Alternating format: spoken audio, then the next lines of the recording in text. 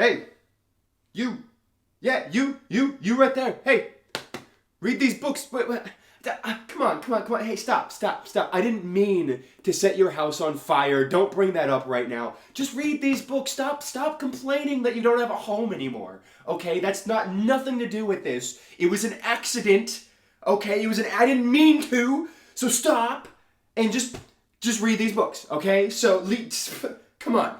We're talking about different things here. All right, I'm talking about books. You're talking about arson, tomato.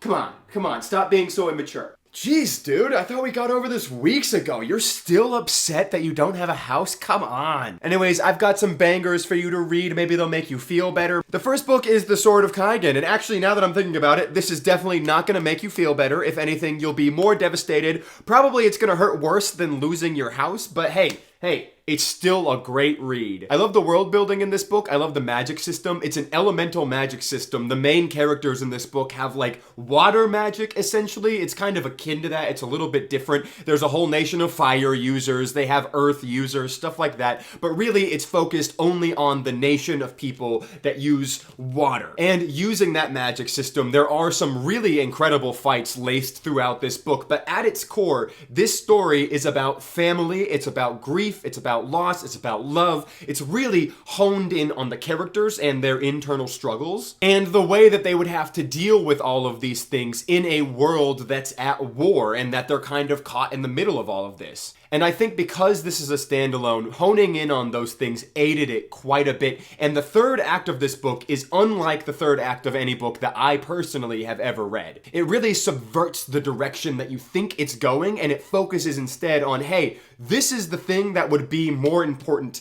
to the characters in this moment in time. It wouldn't necessarily be about the overarching, larger narrative that's at play. It would be more about their emotions and the things that they're personally going through related to these things, because that's the more realistic, human way of dealing with things. And I just have never seen that done before. And it hit me like a train when I was reading it, because I wasn't expecting it, and it's done beautifully. I feel like I genuinely learned life lessons in this book. I feel like I learned more about how to love myself, about how to love my life, and how to appreciate the things I have. I was not expecting something that was going to be so impactful on an emotional level when I picked this up, and it does have those other elements. It has rule of cool, it has some really interesting world building, but it also has that knife that it just drives into you. It has these lessons that it throws at you at the end that really hit hard, because again, it just doesn't seem like it's going that direction, and then boom, it just finds a way to get under your skin and really get you to empathize with these characters. This book is a masterpiece. It's one of the best books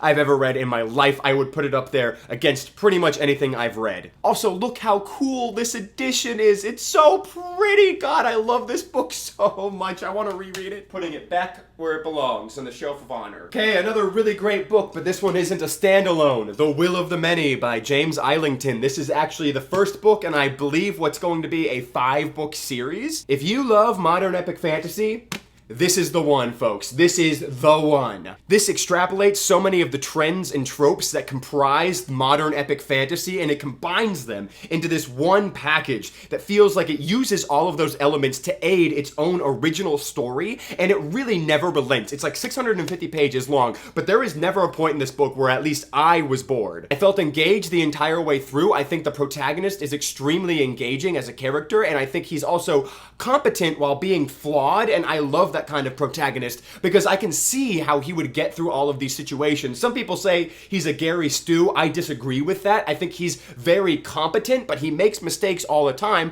because in a lot of ways he is ruled by his emotions, and I love that kind of character where I can see how they would get out of a situation by themselves, but then they fuck it up because they're ruled by their emotions, like I was just saying. I think the world building is super interesting in this, and I'm excited to see how this will be expanded upon in future installments, because there are a lot of really cool ideas in here that I don't feel like were fully fleshed out because it is book 1 in a 5-book series. This book is epic, it's intense, it's emotional, it's got magic school, it's got political intrigue, it's got all of these moving parts that just work so well together. This book is amazing. Also has one of the best endings I've ever read to a book, and I'm just gonna leave it at that because I don't want to expose anything about this story to you. If you haven't read it and you love epic fantasy, what are you doing, man? Pick it up right now. Right now. go. Okay, if you haven't read any Terry Pratchett, this is where you start, at least for me. I read Going Postal, which is another book within the Discworld series, I want to say like 3 years ago. I don't think I was ready for it when I read it. I just wasn't picking up on everything Terry Pratchett was doing. I wasn't as interested in the themes he was exploring, and I wasn't really well read enough to pick up on everything he was doing. I read this last year. It was one of my favorite books of last year. I think Terry Pratchett is a literary genius. This book is hilarious. It's insightful. It has so many moving passages about the human condition that are then offset by humor. It has some great character work. I feel like the plot moves at a good pace the entire way through so that you're engaged through the entire narrative. I think if you want a taste of what Terry Pratchett's writing is like, this is an amazing entry point. I had so much fun with this book. If you don't know, Terry Pratchett is the author of many, many, many books, and his most famous series is the Discworld series, which is a fantasy series. There are many sub-series within Discworld. This is book one of those sub-series called The City Watch, and I feel like it displays the kookiness, the creativity, the imagination that's on display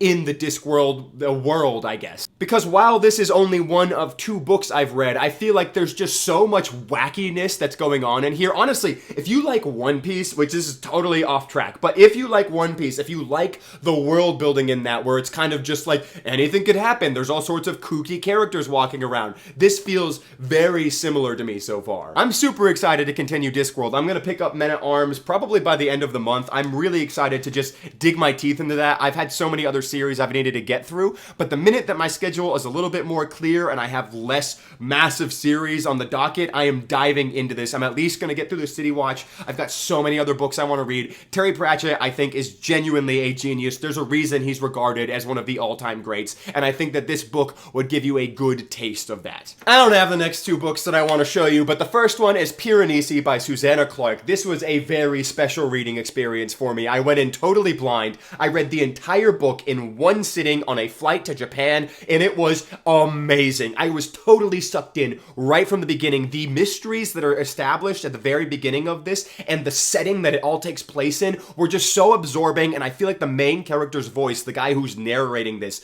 was so special. His perspective on life is so fascinating, and I felt like it really uplifted me. He's a very optimistic person, and the way he viewed things was something that I carried with me into my vacation in Japan, which I felt like worked super well. I really don't want to say too much about the specifics of this book because I do feel like it's best to go in blind, but I felt genuinely moved by this story, and I felt like the atmosphere and the tone that are conveyed in such a short book, I believe it's like 250 pages, so well done. Like, I can still remember what it felt like reading this book. I can still remember the atmosphere that was established. It was just so absorbing from beginning to end. I was never bored. It never felt stale. I just had an amazing time reading this book. If you want something short and quick that you can pick up maybe between bigger volumes, this is the one. If you need something that's a palate cleanser, this is the one. If you need something to get you out of a book slump, this is the one. It's so special. It's such a unique reading experience. I cannot recommend this highly enough. Okay, the last one that again I do not have, is Best Served Cold by Joe Abercrombie. I have all my Abercrombie books right about there. I have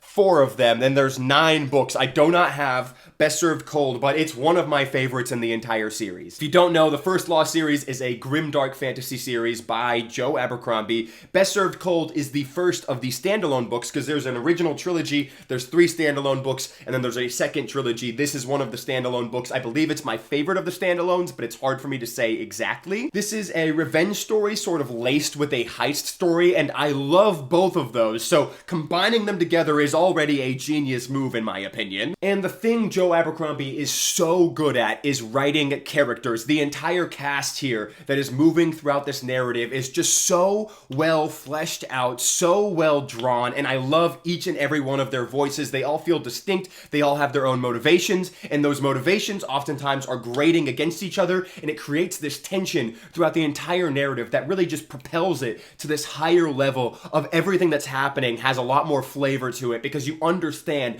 that everyone has their own thing that they want to do. Joe Abercrombie is also very good at action, and he's very funny, and both of those elements I feel like are on display the best in this book out of all of the First Law books. That is debatable, but I feel like some of his best action scenes are in here, and some of his funniest scenes are in here. I would highly recommend, if you haven't read any of Abercrombie's books, start with the OG First Law trilogy and then read Best Served Cold, although technically, if you really wanted to, you could just read Best Served Cold. You don't have to read the First Law trilogy first, but I am telling you, it would be massively better if you read the First Law trilogy first, okay? So that is my official recommendation, but if you're a lazy bones, you can just read Best Served Cold if you want to get a feeling for Joe Abercrombie's writing first.